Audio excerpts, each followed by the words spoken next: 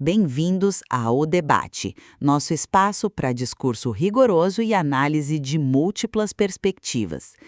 Hoje a gente vai examinar uma disputa argumentativa fascinante que capturou muito a atenção do público recentemente. Nós vamos analisar o embate de ideias entre os criadores de conteúdo Leon Martins e Nando Moura. Especificamente sobre a classificação política do nazismo, né?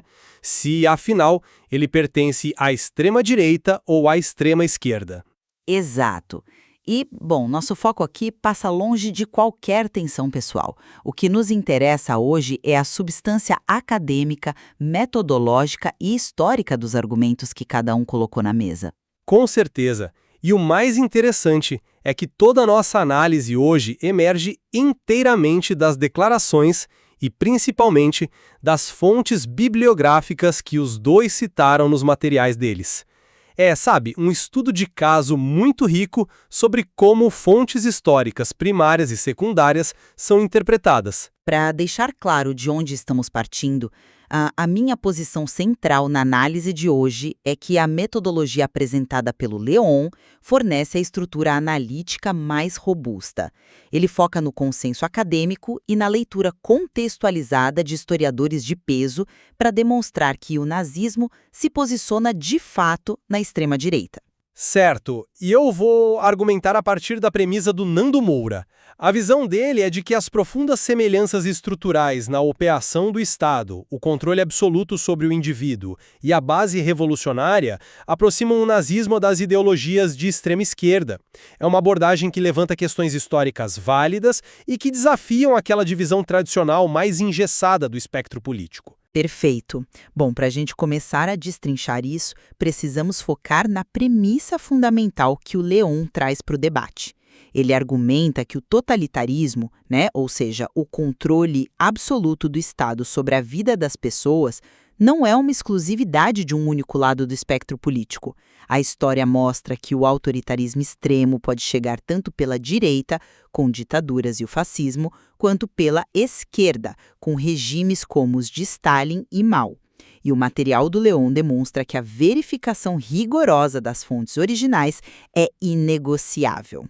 Como assim? Ele mostra, por exemplo, que os historiadores citados pelo Nando Moura para tentar colocar o nazismo na esquerda, na verdade, classificam inquestionavelmente o nazismo como um movimento de extrema-direita e visceralmente antimarxista. O Leon pega o livro A Chegada do Terceiro Reich, do renomado historiador britânico Richard Evans, e lá o Evans usa o termo extrema-direita repetidas vezes para definir o movimento de Hitler. O argumento do Leon é que retirar citações isoladas de contexto distorce o consenso da historiografia, sabe? A base do nazismo é a desigualdade racial e o nacionalismo extremo, que são traços da extrema-direita europeia da época. Eu entendo essa construção e o consenso acadêmico tem o seu peso, claro, mas a minha perspectiva se baseia no núcleo da argumentação do Nando Moura, que não pode ser descartada simplesmente carimbando um rótulo de consenso.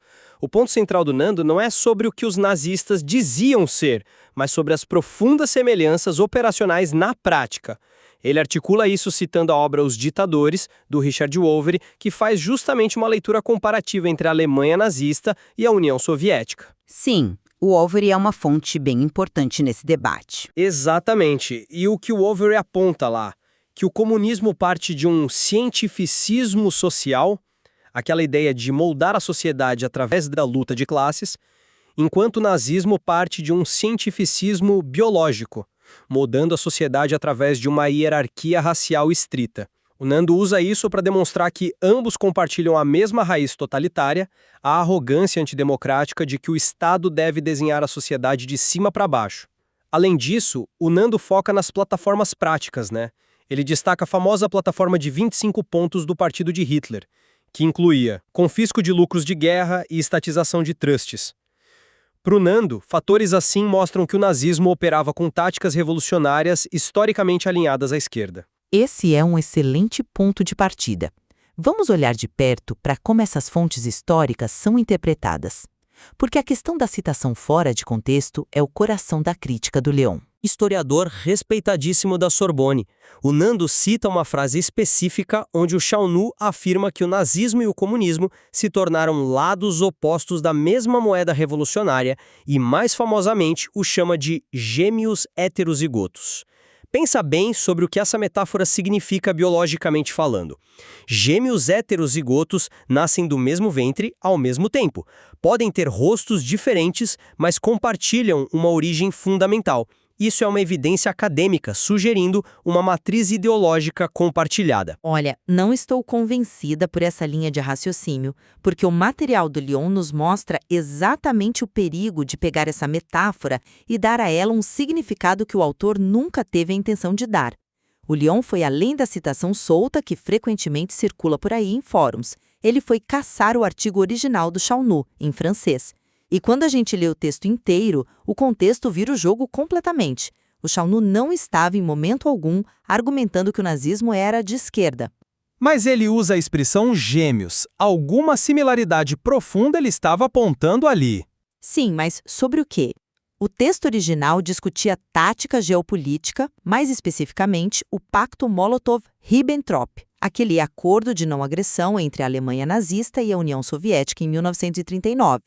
O Xiaonu argumentava que Stalin usou a guerra provocada por Hitler como um motor para a expansão política soviética, uma tática de aproveitar o caos.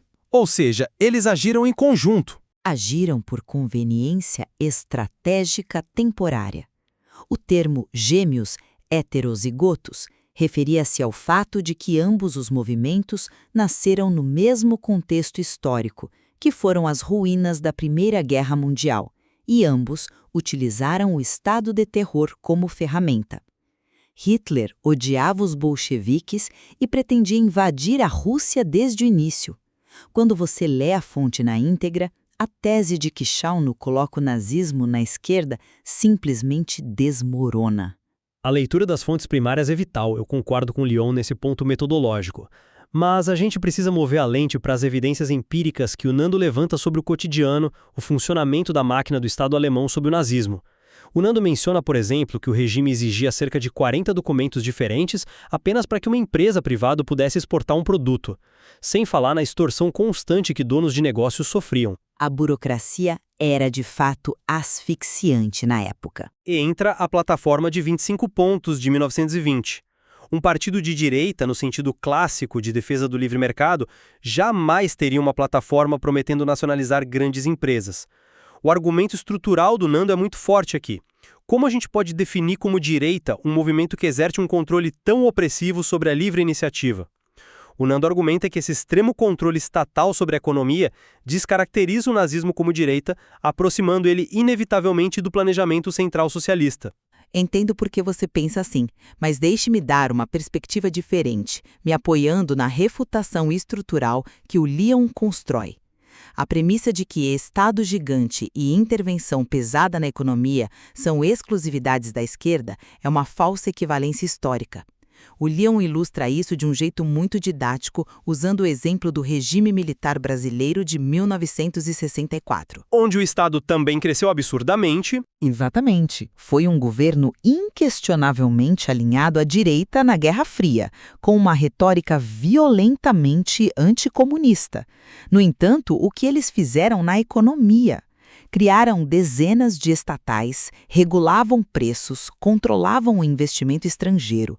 O dirigismo econômico é uma ferramenta de poder e ela pode servir a diferentes filosofias. Mas o nível de dirigismo do Hitler ia muito além de criar estatais. Ele ditava exatamente o que as fábricas iam produzir. Sim, por conta da economia de guerra. Mas a grande diferença conceitual é que, na Alemanha nazista, a propriedade privada não foi abolida estruturalmente como na União Soviética. O industrial continuava dono da sua fábrica e grandes corporações privadas continuaram a lucrar bilhões. O Estado intervinha pesadamente, sim, desde que servissem aos interesses do expansionismo nacionalista militar.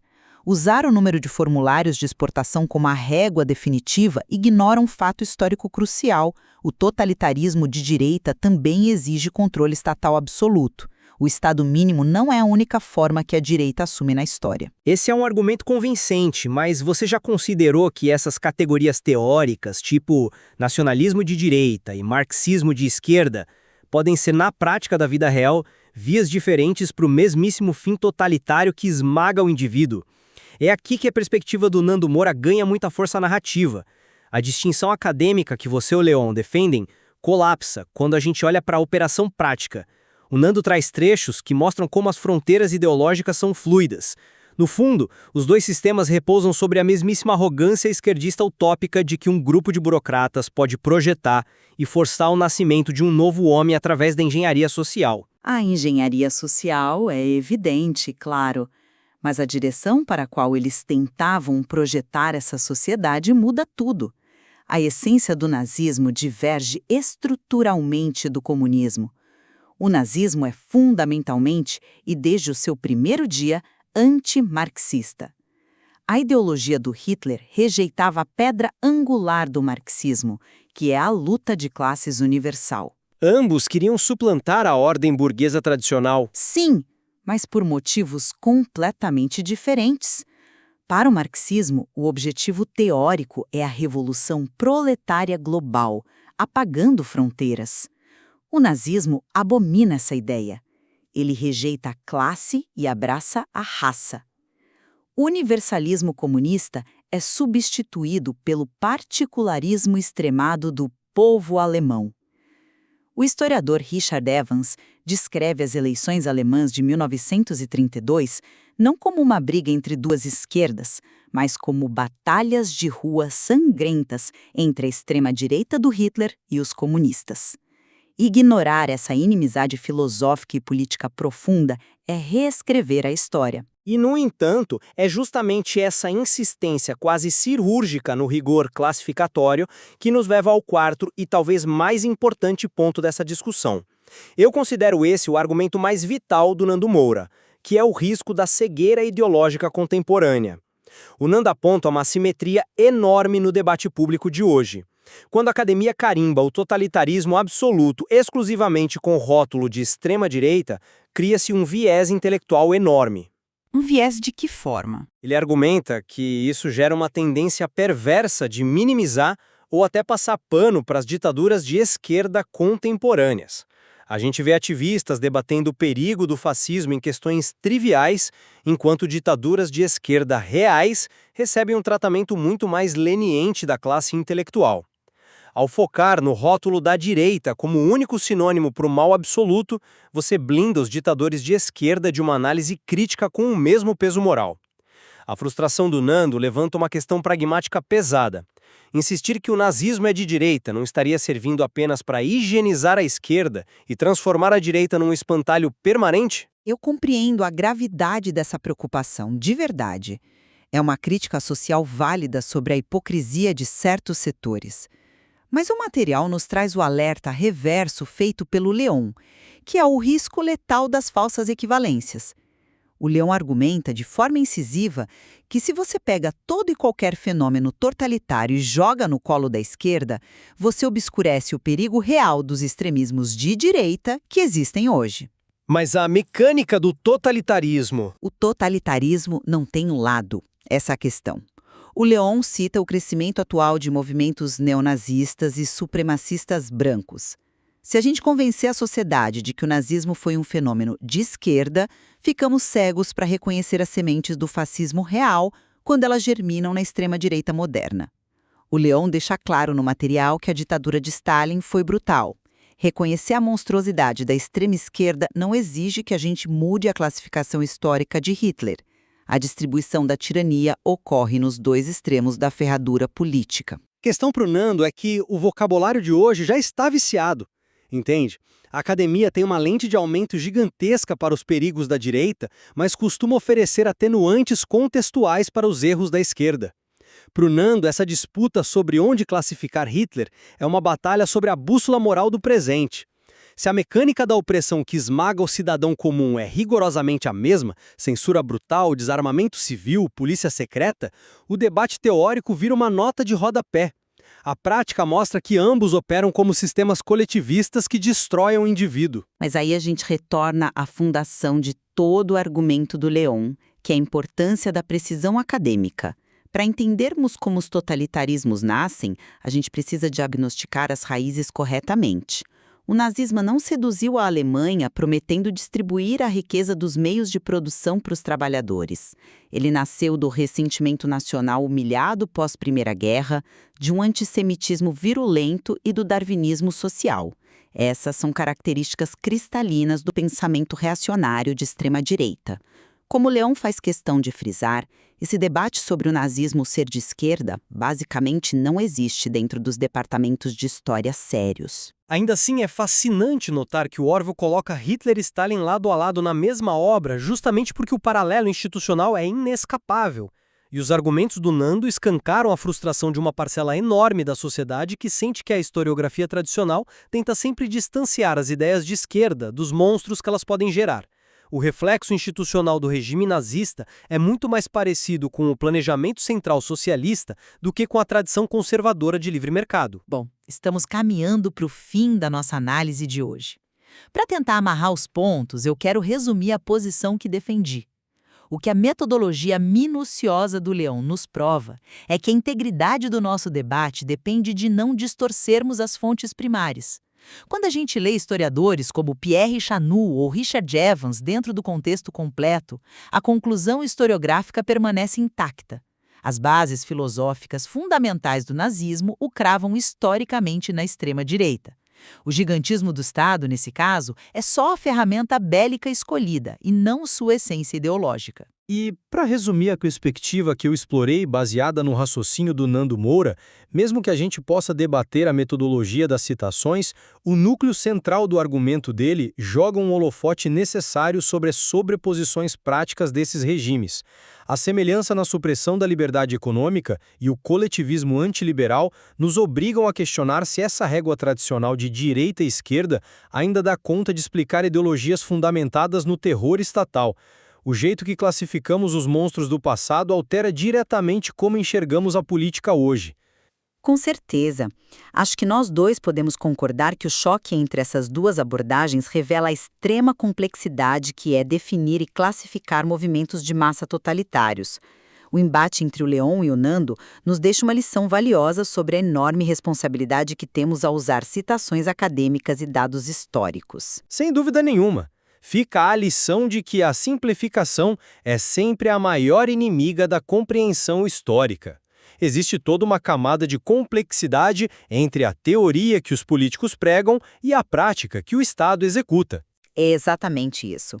Chegamos ao fim da nossa análise de hoje. Convidamos você que acompanhou esta troca de ideias a refletir sobre os argumentos que discutimos aqui e a explorar as fontes por si mesmo. Obrigado pela companhia e até o nosso próximo encontro aqui em O Debate.